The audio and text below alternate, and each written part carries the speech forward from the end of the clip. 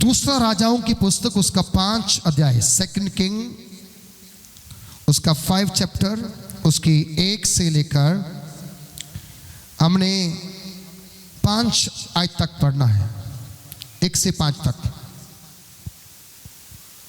इस जगह पर नामान कोरी के शुद्ध किए जाने के बारे में थोड़ी सी बातें लिखी है, लेकिन मैंने उसको शुद्ध कैसे होना है ये नहीं बोलना। 5 आयतों के अंदर एक छिपा हुआ भेद है, बस हमने उसे बाहर निकालना और अपने दिल में डालना। दाऊद क्या कहता है? दाऊद ने कहा, मैंने तेरे वचन को अपने दिल में जमा कर लिया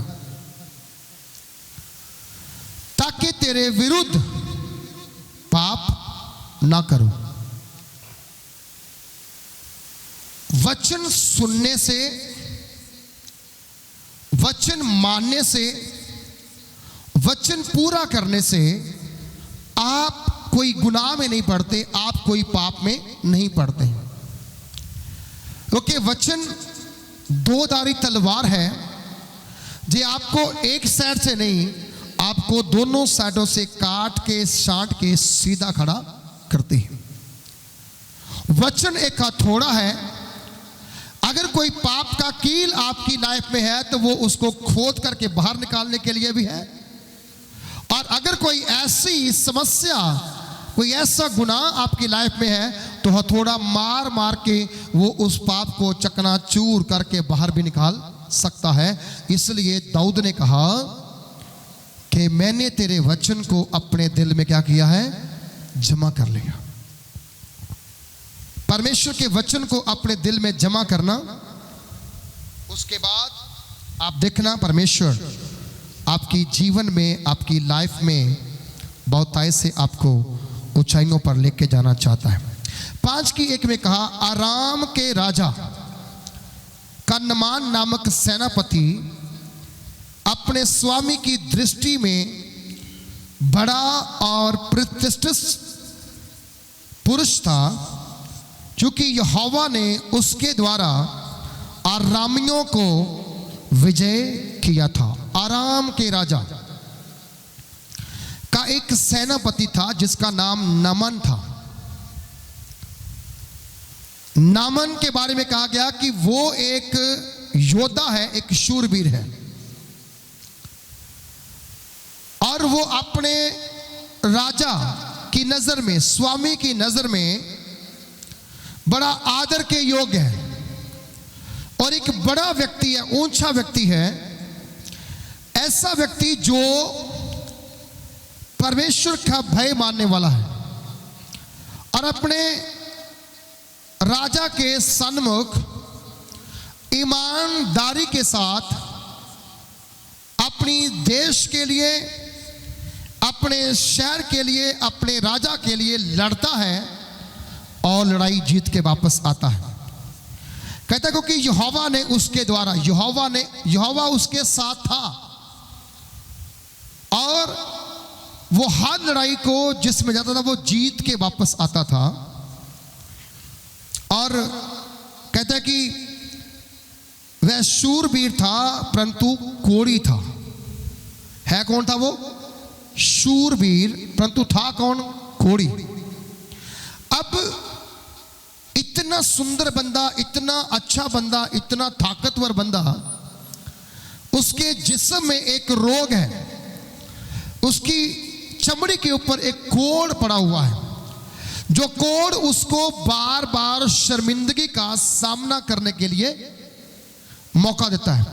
आप देखना कभी कभी जब कोई आपको बीमारी लग जाए, आप अच्छे व्यक्ति होंगे, किसी फंक्शन में जाएंगे तो सब लोग खा रहे होंगे, जिस चीज को वो खा रहे हो आपका खाने को मन करता होगा, लेकिन डॉक्टर ने आपको खाने से मना किया होता है। डॉक्टर कहता है ये मत खाना, ये तेरे लिए फायदेमंद नहीं है। तो आपके फ्रेंड कहते हैं थोड़ा खा ले यार। क्या कहते हो आप? नहीं यार मुझे डॉक्टर ने मना किया है। क्यों भाई? हाँ मुझे शुगर है, हाँ मुझे ये है, हाँ मुझे वो है। सो कई चीजें आपको फिर अवॉइड करनी पड़ती है और वहां पर आप अपने आप को शर्मिंदगी का सामना करते हैं, क्योंकि जो सब खा रहे हैं वो आप नहीं खा पा रहे। सही बोल रहा हूं? हालेलुया। तो इसी प्रकार जे नामन जो बंदा था, जे शूरवीर तो था, योद्धा तो था, फाइटर था, जीतने वाला था, और बहुत सारी लड़ाइयां इसने अरामियों के जीत ली थी, क्योंकि यहोवा ने इसको बल दिया था, इसको सामर्थ दिया था। लेकिन इसकी कमजोरी क्या थी, शर्मिंदगी क्या थी, कि इसके शरीर के ऊपर कोढ़ ही कोढ़ था। बोलो क्या था? सब बोलो, कोढ़ ही कोढ़ था।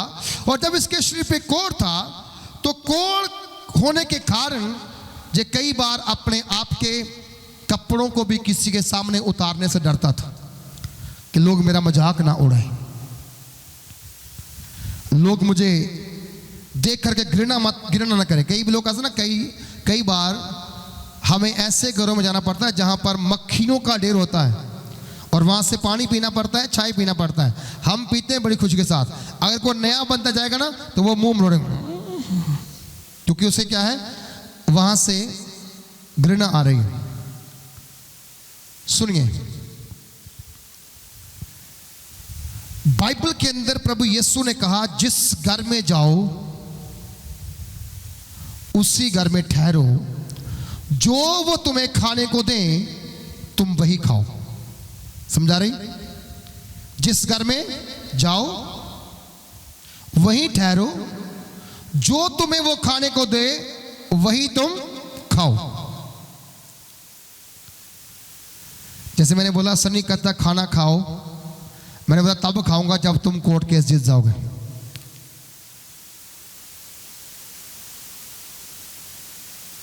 कई चीजों को अवॉइड कर दीजिए अपनी लाइफ से।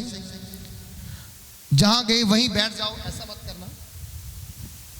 अगर आप एक रियल विश्वासी के रूप में अपना करैक्टर दूसरों के सामने प्रस्तुत करना चाहते हैं, तो फिर आपको थोड़ी चीजों से अलग होना पड़ेगा। कुछ चीजें छोड़नी होगी, कुछ बातें छोड़नी होगी, कुछ स्वभाव को बदलना होगा।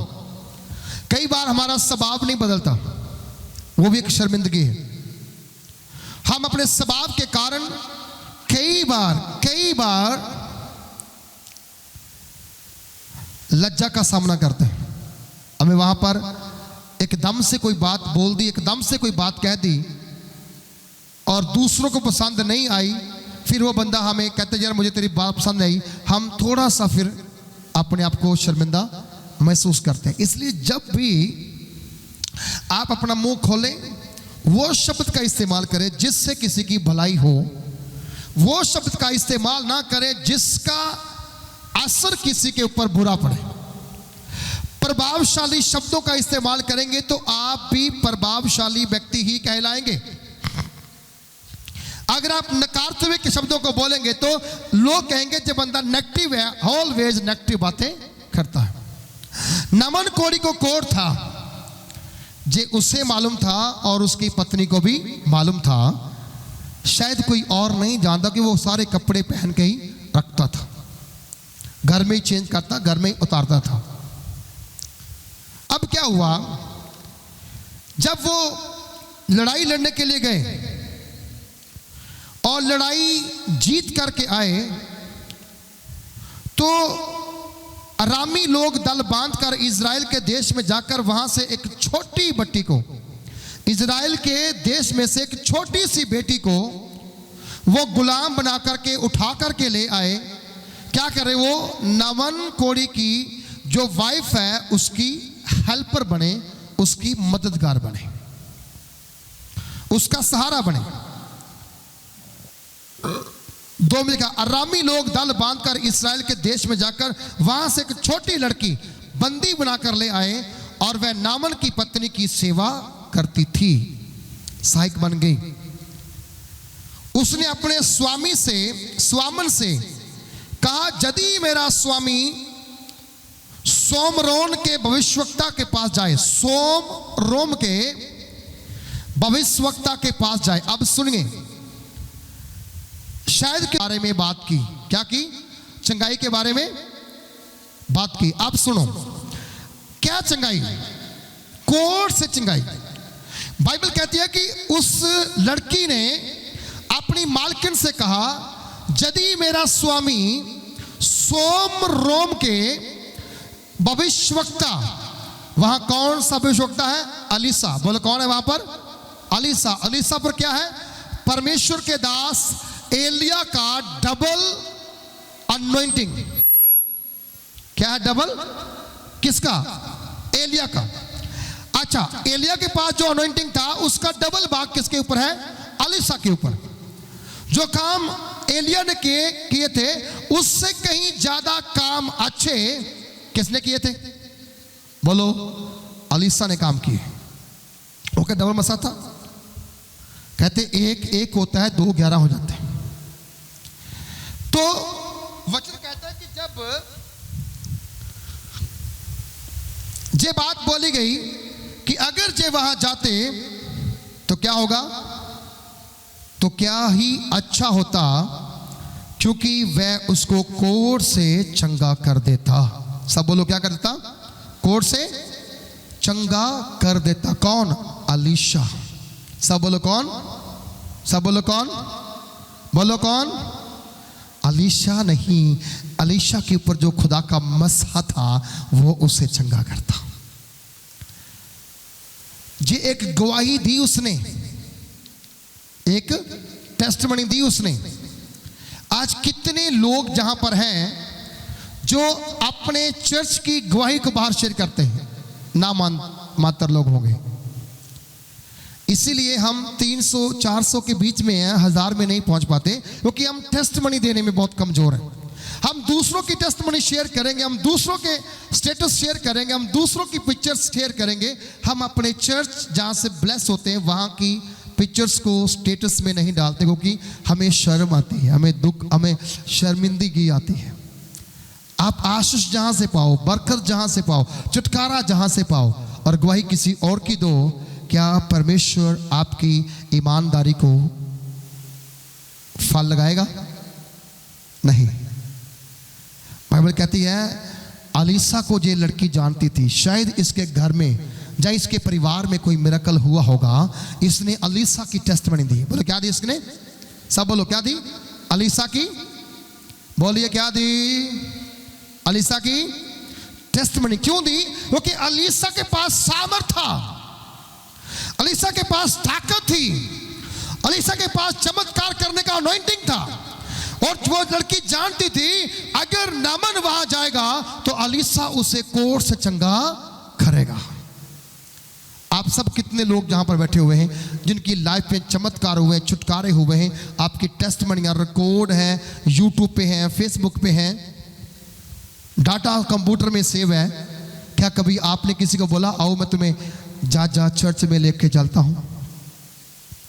क्या कभी आपने ये कहा वहां पर खुदा के दास हैं पास्टर मट्टू, वो आपके लिए प्रार्थना करेंगे और वो आपको आप चंगा हो जाएंगे? नहीं कहा। आज से शुरू करिए, एक बंदा हफ्ते में एक बंदे को जरूर जाकर के सुसमाचार सुनाए और चर्च में आने के लिए आमंत्रित करें। चर्च में आने के लिए क्या करें? वेलकम करें, उससे बोले आओ चलें। आप एक एक बंदे को भी अगर सुसमाचार सुनाएंगे, हम जहां 200, 250, 300 बंदा बैठे हैं, तो ये 300 बंदा अगर 300 लोगों को सुसमाचार सुनाएगा, वो अगर ना भी आएंगे ना, ना भी आएंगे तो कोई डर नहीं है। कल को खुदावंद ये नहीं पूछेगा तूने किसको सुसमाचार नहीं सुनाया। तुम्हारा रिकॉर्ड वहां जाएगा कि हाँ भाई मंगे ने वहां पर सुसमाचार सुनाया था, वो बंदा नहीं माना, उसका पाप उसके सिर पे है। हाँ, इधर बैठी बहनों ने किसी को बोला आओ तो मैं चर्च में ले जाती हूँ, चंगी हो जाओगे। हाँ, आपको लेके आना पड़ेगा, पहले आपको लेके आना पड़ेगा, कुछ खर्चा करना पड़ सकता है, पैसा लगाना पड़ सकता है, और जब आप लगाएंगे, जब आप उसे लेकर आएंगे, मुझे मालूम है परमेश्वर आपकी भी इज्जत बढ़ाएगा और वो आपके द्वारा ब्लेस होगा, खुदाबंद आपको डबल आशीष करेगा। आमीन।